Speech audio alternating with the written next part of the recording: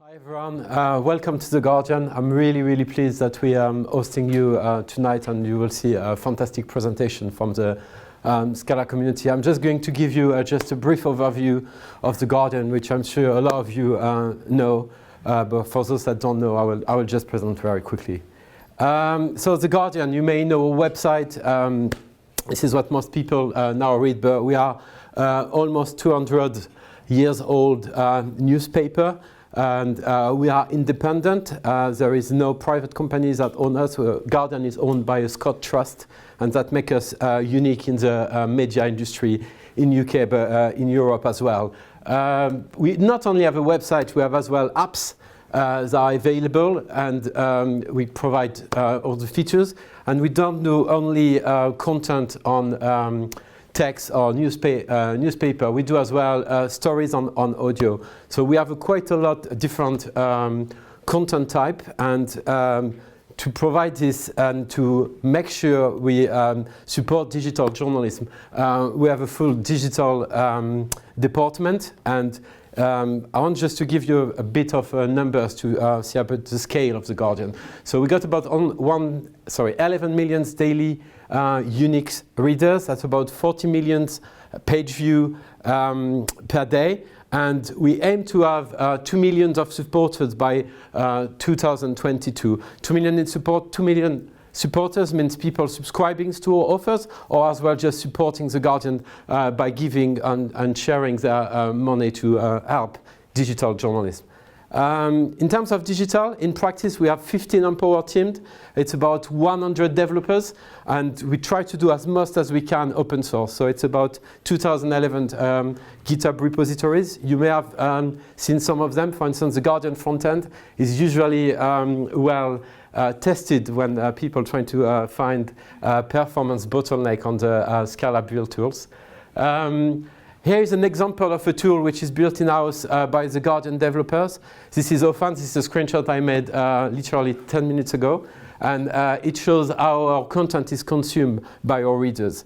I want to show you that because when you work at The Guardian, you have the chance to directly work very collaboratively with our editorial team. And you're able to build such a tool, but you're as well able to help on the Composer, which is our CMS, as well as Build API, working on data, working with investigation journalists who are currently working on an investigation tool, a really new one. And you can as well work on the revenue side, on our advertising stack, or on our supporter and subscription stack.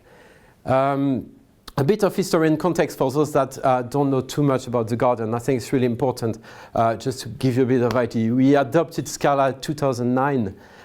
We were one of the first company to choose it, and we use it initially to reduce the boilerplate. We were using Spring Framework at that time, and we noticed that with Scala we were able to reduce the boilerplate.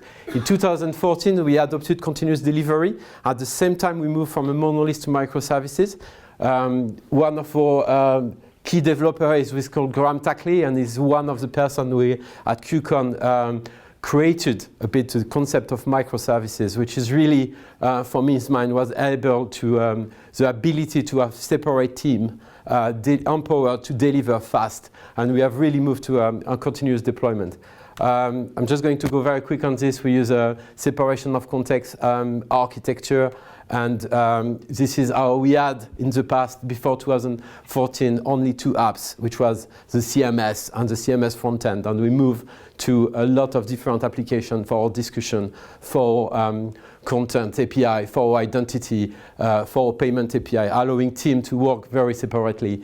One key architecture decision we take was to do event-based synchronization rather than RPC. This is why in our architecture and tech stack, you will see we're not using projects such as Finagle, but we rely on cloud providers providing queue systems and streams. So Scala ecosystem, mostly this is a project we use. We are relying a lot on top of the AK and Play framework. We use quite a lot CRC. We use CAT and type level a lot, and from our data stack, Spark. We constantly try and test other technology. Regis was there today of worked a lot on trying ZIO, for instance, and we have as well contributed to many open source projects. An example is Scanamo, which is a AWS Dynamo client library. Finally, and I think it's really important to discuss about the Scala community here. One thing we have done is that we are not recruiting specifically Scala developers. We are recruiting any developers are interested to work with Scala, and we train them. And that works fantastically well, whether the level of developers or previous history. And we run our internal Scala school, which is a way for those people to be trained, and are directly trained by the people working on their time.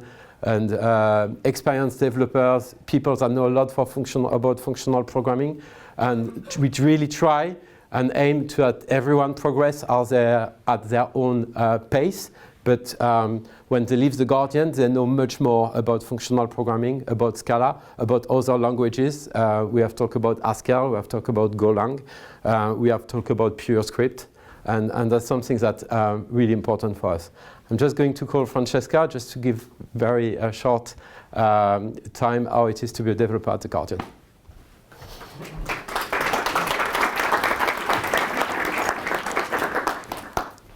Hey everyone, I'm Frankie. I joined the Guardian 5 years ago as a print designer, and about a year ago I joined the Fellowship, which is a scheme that the Guardian run to help people get into software development. So I'm now not a fellow anymore. I've joined the mobile server-side team, but the Guardian just allowed me to grow as a person and as a software developer. Scala was the second ever programming language I've ever looked at or tried to learn, and now I do it every single day in my daily job. It's really hard. This is my first meetup, so thank you for coming and thank you for having me here. And yeah, I'm really looking forward to the talks tonight, and the Guardian's great.